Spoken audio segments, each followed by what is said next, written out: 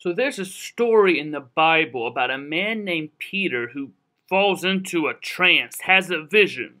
It's a thing you do. But this isn't your ordinary household trance. In this trance, Peter sees the heavens open up and a sheet come down to earth, and on this sheet are all kinds of animals. Now, the writer of this is keen for us to know that they're four-footed animals, as well as reptiles and birds, and Peter hears a voice tell him to get up, kill, and eat. Now, Peter protests, but I shop at Whole Foods. I make a kale smoothie every morning. I even order tofu at Chipotle. Peter protests, saying, I've never eaten anything impure, to which the voice responds, hey now, don't call anything impure that God has made clean. This happens 3 times. The sheet is lifted up from whence it came, and Peter is left sitting there trying to make sense of what just happened. By the way, the word used here for trance in the original Greek is the word ecstasis, from which we get our English word ecstasy. A bit more about Peter. He was raised in a fishing village called Capernaum. You can actually go to where they believe his house was. There's a church now built over. It's a really cool church. The floor is glass. You can look down into this house. His people were deeply committed to keeping the Torah, the law, which included the parts about avoiding impurity. They understood God to be holy and pure, and they organized their lives around reflecting this purity. These purity laws included food and also people. In the same way that you wouldn't touch a dead animal, they also wouldn't touch someone who was considered unclean. Their commitment to being clean was so extensive that they wouldn't even go inside the house of someone they considered unclean, which meant anyone who wasn't Jewish, which basically meant everybody else.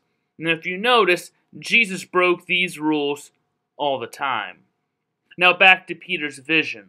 As soon as his trance was over, there's a knock at the door, and it's some Romans, the ultimate in unclean, asking him if he'll come with them to their leader's house. Now, I'd be a little bit skeptical, knowing what the Romans did to my boss Jesus, and now they want me to go to their leader's house, but Peter agrees to go with them. He gets there and tells them that it's against the laws for his people, Jews, to enter the house. And then he says, but God has shown me that I should not call anyone impure or unclean. I wish we'd learned that lesson. But notice that God has shown me. God has? How? How did God show Peter this radical new truth that I wish we all could learn better? Through a disruption. I don't like disruptions. I usually have a plan. I'm doing things. A disruption throws me off my game. But maybe that's what God needs sometimes, for us to be thrown off our game, thrown off our current thinking, our current path, so maybe, just maybe, we'll be willing to see, to learn something new, to act differently, to change what we've been doing. Often times of great societal upheaval, when everything is changing, that is when something new and great can be introduced to society. If you look throughout history, times of big societal change have brought also times of societal progress in rights, in equality, in justice. So Peter had a framework, a paradigm, a way of seeing the world rooted in his understanding of who God is and what it means to follow God. And central to this understanding was a conviction that some people are clean and some people are unclean. You can go over to some people's houses and you can't go over to other people's houses. But then he has an experience that doesn't fit within that framework, within his paradigm, his way of seeing the world. And what is his first reaction to that experience? Surely not, Lord. I've never eaten anything unclean. He resists this new understanding. And what was the basis of that resistance? Why was he like, no way? It's because of his religious convictions. So in this trance, this vision, whatever you want to call it, God tells him to eat it all. And Peter argues with God about why he can't possibly do that. And his argument against God is based on his devotion to God. He resists God in the name of God. It's possible to resist the very growth and change and expanding consciousness that God desires for you by appealing to your religious convictions. Let's talk about the nature of growth. New stages of growth, maturity, and consciousness bring with them greater freedom, inclusion, and complexity. We've talked a lot about this these last several weeks, that we see this evolution of consciousness in the Bible, and each time we see greater freedom, inclusion, and complexity. We've seen this throughout the history of our world, our country. As we grow and mature, we see an expansion of freedom, inclusion, and complexity.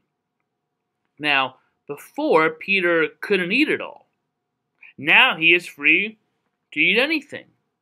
Before, he had a system of categorizing who is clean, who isn't. But now all are included. Before, things were fairly simple. All of humanity can be divided into clean and unclean. But now the people he previously thought were unclean aren't. Freedom, inclusion, complexity. Let's talk more about disruption, because we haven't had enough of that in our lives lately. It's disruptions that are often the catalysts for our growth. You travel, you taste, you meet new people from other tribes and nations, you read new things, you hear new perspectives, you see data or research you hadn't seen before, and you discover that your previous ways of categorizing and labeling and believing aren't adequate anymore. You have a choice in that moment. You either ignore or deny or minimize your experience, or you open yourself up to the very real pain of leaving that way of understanding behind. Have you ever had to do that? Leave an understanding behind because you have new information, new experiences. I watch Shark Tank all the time on ABC, and everybody wants to pitch a product. They say, we are disrupting the whatever market. They want to bring in a product that changes the way we think about eating or drinking or caring for our children or exercising. They want the disruption to be so intense, so life-changing that we change how we think and act and do in a certain category. And we all have those experiences in our lives of how we think about people.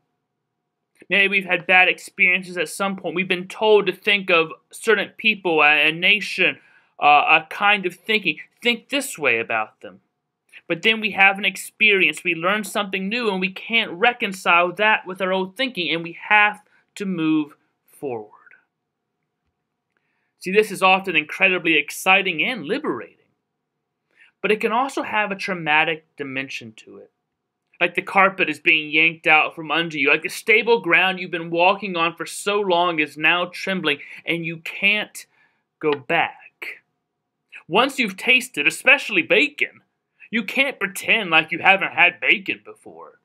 You can't pretend that life can just go back to the way it was.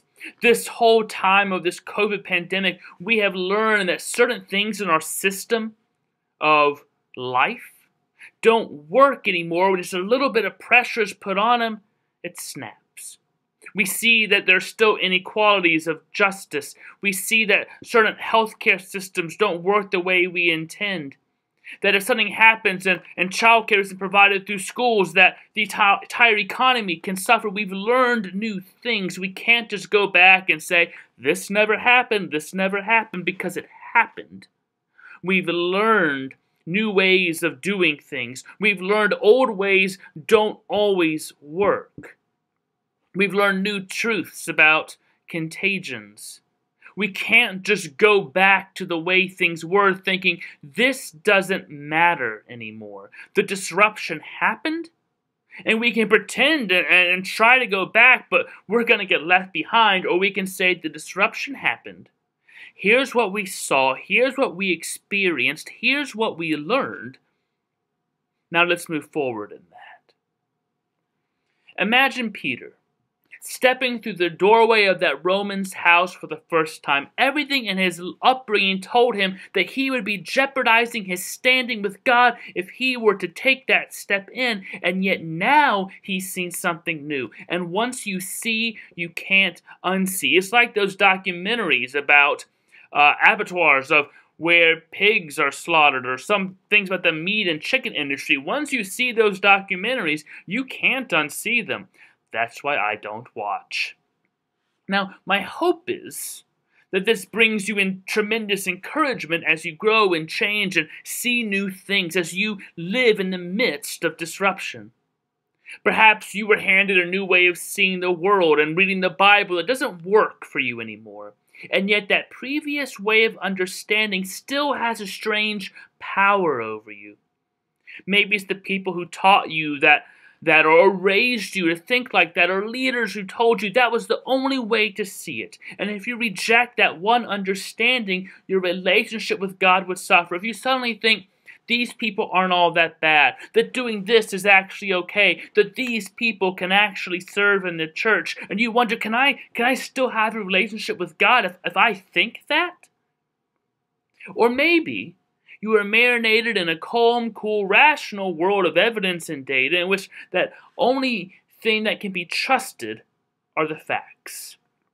You refer to yourself as the logical, rational type. He doesn't go in for fairy tales, but the truth is, you've had experiences that don't fit into any of those nice, neat, modern categories. You might even use the word divine, but not in front of certain friends and family. Wherever you're coming from, don't deny disruptions. Don't panic when the room spins because you've seen something real and life-giving and beautiful and good and hopeful that doesn't happen to fit into any of your boxes. It's okay. You're not the first. That's how it works. That's how we grow. That's how God often gets our attention. Don't fight it. Enjoy the trip. Enjoy the disruption that God is bringing, because it means something new is on the horizon. And that newness may just be the thing you need.